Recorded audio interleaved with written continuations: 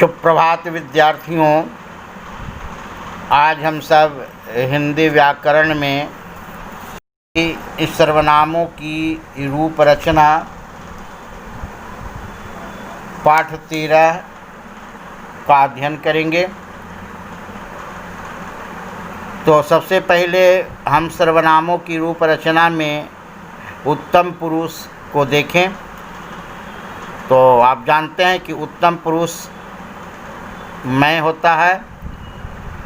अब इसको देखेंगे कर्ता कारक में मैं का क्या होगा, कर्म कारक में क्या होगा, करण में क्या होगा, संप्रदान में क्या होगा, अपादान में क्या होगा, अधिकरण में क्या होगा, उस संबंध में क्या होगा, और एक वचन में क्या होगा और बहुवचन में क्या होगा।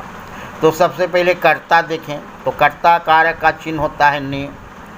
तो एक वचन में हम लिखेंगे मैं या मैंने, दोनों होगा। बहुवचन में हो जाएगा हम और हमने। कर्म कारक में देखेंगे मैं का हो जाता है मुझे और मुझको, क्योंकि कर्म का चिन्ह है को। बहुवचन में होगा हमें और हमको। करण में देखें मुझसे या मेरे द्वारा, हमसे या हमारे द्वारा। संप्रदान का एक वचन में होगा मेरे लिए या मुझको। बहुवचन में होगा हमारे लिए या हमको। अपादान में होगा मुझसे और बहुवचन में होगा हमसे। अब यहाँ करण और अपादान समझना होगा। करण में भी मुझसे है और अपादान में भी मुझसे है। बहुवचन में भी हमसे है और अपादान में भी बहुवचन में हमसे है। तो पता है कि एक जुदाई दिखलाता है, अलगाव दिखलाता है, और एक वो साथ बतलाता है, द्वारा बतलाता है।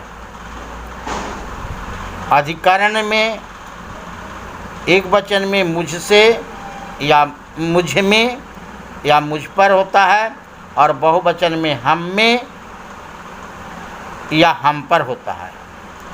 और संबंध में मेरा, मेरे, मेरी, हमारा, हमारे और हमारी होता है।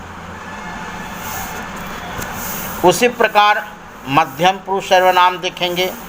तो मध्यम पुरुष सर्वनाम का तू के रूप में क्या होता है से देखें। मध्यम पुरुष तू होता है। तो फिर हम कारक देखेंगे कर्ता, कर्म, करण, संप्रदान, अपादान, अधिकरण और संबंध। और फिर एक दिन हम एक वचन और बहुवचन लिखेंगे। तो कर्ता में तू, तूने, और बहुवचन में तुम और तुमने। हालांकि अब तू का उपयोग बहुत कम करते हैं। इंग्लिश में भी इसको पहले पोएम में किया जाता था, इसके दाव लिखते थे, दाव दाव। लेकिन अब तुम का प्रयोग बहुवचन में अधिकतर होते रहता है। कर्म कारक में तुझे, तुझको, तुम्हें, तुमको। करण में तुझसे, तेरे द्वारा। बहुवचन में तुमसे, तुम्हारे द्वारा। संप्रदान में तेरे लिए, बहुवचन होगा तुम्हारे लिए। अपादान में तुझसे, बहुवचन में होगा तुमसे। अधिकरण में तुझ में या तुझ पर, बहुवचन में होगा तुम में, तुम पर। संबंध में होगा तेरा, तेरे, तेरी, और इधर होगा तुम्हारा, तुम्हारे, तुम्हारी। अब अन्य पुरुष देखें। अन्य पुरुष में वह है। तो अन्य पुरुष वह के रूप देखें। फिर कारक कर्ता, कर्म, करण, संप्रदान, अपादान, अधिकरण और संबंध। और इधर एक वचन और बहुवचन में देखें। तो कर्ता में एक वचन में वह और उसने, बहुवचन में वे और उन्होंने। कर्म में उसे, उसको, उन्हें और उनको, बहुवचन में। करण में उससे, उसके द्वारा, बहुवचन में उनसे, उनके द्वारा। संप्रदान में उसके लिए, उसको, और बहुवचन में उनके लिए और उनको। अपादान में उससे, बहुवचन में उनसे।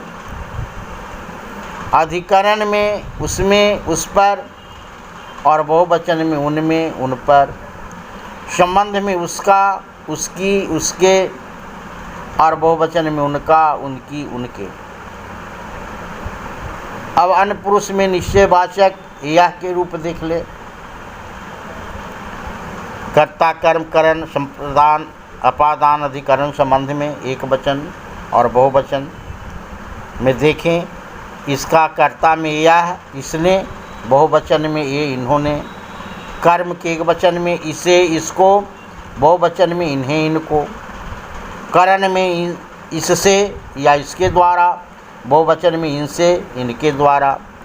संप्रदान इसके लिए, बहुवचन में इनके लिए। अपादान इससे, बहुवचन में इनसे। अधिकरण में इसमें, इस पर, बहुवचन में इनमें, इन पर। संबंध इसका, इसकी, इसके, बहुवचन में इनका, इनकी, इनके।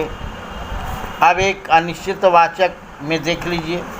अनिश्चितवाचक के कोई के रूप में कारक, कर्ता, कर्म, करण, संप्रदान, अपादान, अधिकरण संबंध में और एक वचन और बहुवचन में। तो कर्ता में देखिए कोई या किसी ने, बहुवचन में कोई और किन्हीं ने। कर्म कारक एक वचन में देखिए किसी को, बहुवचन में किन्हीं को। करण में देखिए किसी से या किसी के द्वारा, बहुवचन में किन्हीं से, किन्हीं के द्वारा। संप्रदान में देखिए किसी के लिए, बहुवचन में देखिए किन्हीं से, किन्हीं के लिए। अपादान में देखिए किसी से, बहुवचन में देखिए किन्हीं से।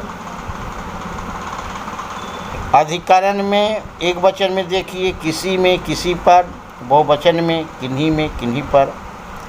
संबंध में किसी का, किसी के, किसी की और बहुवचन में किन्हीं का, किन्हीं के, किन्हीं की। यह सर्वनाम रूपों की रचना आपने देखा। यह बहुत इम्पोर्टेंट है, आपको इस रूप को याद करना है और होमवर्क के रूप में उत्तम पुरुष मैं के रूप आपको लिखना है।